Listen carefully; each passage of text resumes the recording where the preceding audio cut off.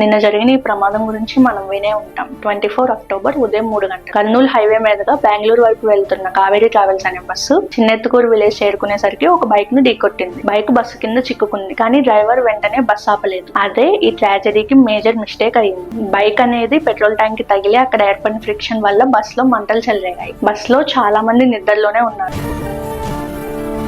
మనం కూడా చాలా సార్లు లేట్ నైట్స్ ట్రావెల్ చేసి ఉంటాం కదా. ఎప్పుడైనా ఊహించుంటామా ఇలా డీప్ స్లీప్ లో ఉన్నప్పుడు బస్ లో మంటలు చెలరేగుతాయని? అసలు వాళ్ళు ఎందుకు లేచారు, ఏం జరుగుతుంది, ఎలా రెస్పాండ్ అవ్వాలి అని తేరుకునే లోపే చావు వాళ్ళని చుట్టేసింది. ఫ్రంట్ నుంచే ఫైర్ స్టార్ట్ అయింది కాబట్టి ఫ్రంట్ నుంచి బయటకు రావడానికి ఎవరికి స్కోప్ లేదు. బయటకు వచ్చిన వాళ్ళలో చాలా మందికి కావాల్సిన వాళ్ళు లోపలే ఉండిపోయారు. ఇమాజిన్ ఆ పెయిన్ అనేది ఎలా ఉంటుందో. మీకు కావాల్సిన వాళ్ళు కళ్ళ ముందే సజీవ దహనం అవుతుంటే చూస్తూ ఉండడం తప్ప ఏం చేయలేకపోయారు వాళ్ళు.